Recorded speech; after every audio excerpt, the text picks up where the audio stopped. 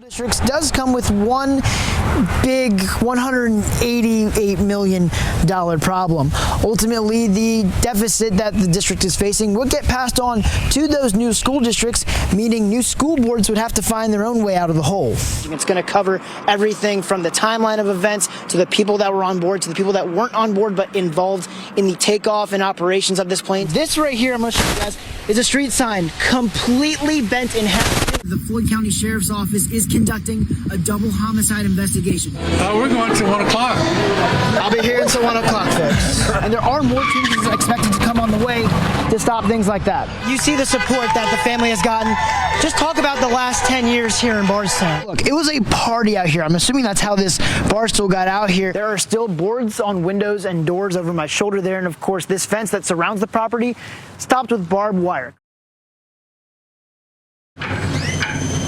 Of the thousands of bats produced at the Slugger Museum every day, one stands above the rest. At 120 feet tall, the big bat paints the Louisville skyline and is seen by millions. I'm so happy. Yes, I gave the bat a big hug when I came in today. For years, Carrie Yates has held onto a set of photos that tell the story of how the iconic sculpture came to be. This is probably my favorite picture.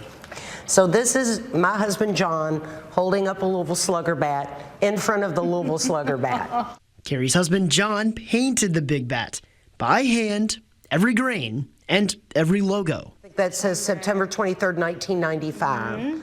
Those months in a Preston Highway parking lot, frozen in time and almost lost to it. John and Carrie met in 2006, married in 2007. It wasn't until later that the photos found their way out of storage. I said to him, "What is this? And you've never told me this." And his response was, "Oh, it was a long time ago and it really wasn't a big deal." Well, to me, it was a very big deal and something I've treasured. An unexpected death took John in October of 2011, and this small part of the big bat's history remained unwritten, tucked away in a box, until now. I thought it deserved to be home, and this is home. 15 photos will join the lineup of the museum's artifacts, from Brush on Bat, its big league debut, and the special moments in between.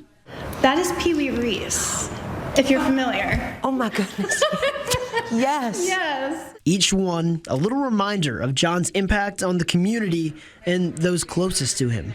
Happy, proud, more than anything, very emotional. It makes me miss him more than I do every day. It's the gift of a gift that has made memories for so many people in Louisville and beyond. This was a community effort, and it's still touching people. Billy Mazak is one of the museum's curators. She says it's not often that things with such a rich connection to the city make their way to the museum.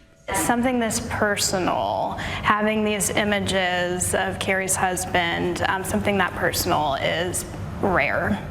Not only are these pictures special, they were a missing puzzle piece to West Maine's Marvel, the museum's exhibit on the Big Bat.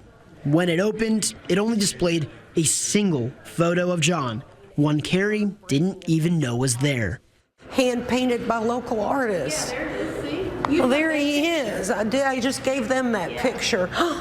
Oh, wow. Wow. That is just amazing. So you didn't know.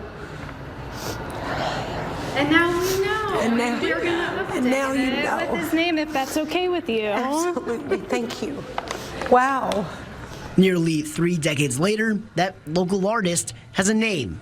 Up until Carrie reached out to the museum, John's identity was a mystery. We said a local artist because we didn't know John's name at the time when we installed this exhibit, and I'm so excited to change that and add his name. Though he rarely spoke of his roles in a number of recognizable projects, Galapalooza Horses, the Jim Beam Distillery, and more. This was the most special. I think this was the most significant, and it'll be here forever.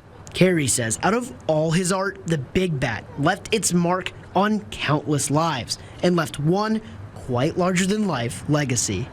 This was, he would say, a small part of his life. I would call it a huge part. In Louisville, Logan Perrone, Wave News. Kentucky's Attorney General took action against Margaret's Moving and Storage, claiming the company has been stealing from its customers. Wave News reporter Logan Perrone has been working for weeks on this story and the issues customers have reported. Logan. Yeah, Lena, the lawsuit filed today seeks to collect civil penalties for several victims, claiming items have been lost or damaged after receiving services from Margaret's Movers. Dozens of records I was provided through an open records request were also included in the 150-page lawsuit, which documents more than a decade of complaints against the company. Margaret's Movers has been in business in Louisville for 21 years. On Tuesday, Kentucky Attorney General Russell Coleman moved to take legal action against the company. A lawsuit filed claims Margaret's Movers failed to return items to customers and failed to reveal where the items were being stored. It also says the company hasn't had the required state certification since 2015. Margaret's Moving and Storage is aware of the Attorney General's filing. We respectfully disagree with the allegations. Our company has proudly served the Kentucky families for years. Margaret and Stormy Weathers are co-owners of the company. They say the claims made by a handful of customers don't reflect the full truth or how they run their business. Things can be spun in any direction that the speaker wants them to be, so I would be careful with what you believe. An open records request granted by the AG's office to us in July details those complaints over the last 10 years. Thousands of dollars of belongings going missing. Damage to property, all dating as far back as 2015. I talked with two victims over the phone. Both declined on-camera interviews and asked we not name them to protect their identities. One of them, a man who used Margaret's Moving and Storage in 2013, writes in a statement to Wave, "We are glad to see, over a decade later, that the Attorney General is pursuing vindication for all those impacted by her culpable behavior." The Weathers call the claims disappointing. They believe the company and their name will be cleared of any wrongdoing. I believe we'll be exonerated because I think everything comes to light. One of the victim's attorneys tells me that they have no comment at this time. They are still in litigation. The Weathers say they are cooperating with Attorney General Coleman's investigation. We reached out to his office for a comment and are expecting a response tomorrow.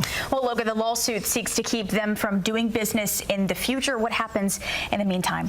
Well, Alina, in the meantime, we're going to see what the Franklin County judge put in place today. He granted the AG's request for a temporary restraining order against Margaret's Movers. So what that does is it does several things. It's going to stop them from conducting new business in the state of Kentucky. They can also not request, demand, or receive any additional money from their current customers. Well, what else were we able to find out about the company? So I was actually able to dig into some court records, and not only were there a handful of other complaints here in the city of Louisville, but the records show that they actually filed for Chapter 11 bankruptcy in 2021, and in that filing it said that they had owed more than $25,000 to the owners of a storage facility that they had rented on West Hill Street, as well as $700,000 to U of L over a sponsorship claim, but we'll continue to keep an eye on that.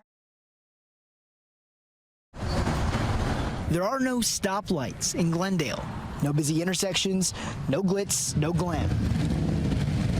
Just people and pride. It's emotional. You know, he was what I know of him is that he was a very good person. Fallen Staff Sergeant Benjamin Pennington was killed in action after an attack on an airbase overseas on March 1st. His hometown showing out for the Hardin County hero, including people like Chuck Freed, who also served our country. And so I sort of felt I knew him, his desire to serve.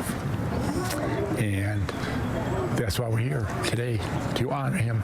Across the small town, they went big. Hundreds of American flags bending to breeze, donated by the American Legion and placed by volunteers. It was just totally amazing to see that much effort put in to honor this young soldier, Pennington.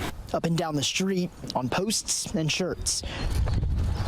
Ribbons signifying the staff sergeant's sacrifice. I think it's phenomenal that a town in this day and age that can fight over so much can come together in a short amount of time like this, and it's an honor. He was one of all those people that chose to put his life on the line, and it's about just, again, sacrifice and duty. And in Glendale, these people did their duty. No big displays or elaborate plans needed. Just pride for the soldier and the neighbor they lost. I've seen the flags, I've seen the yellow ribbons.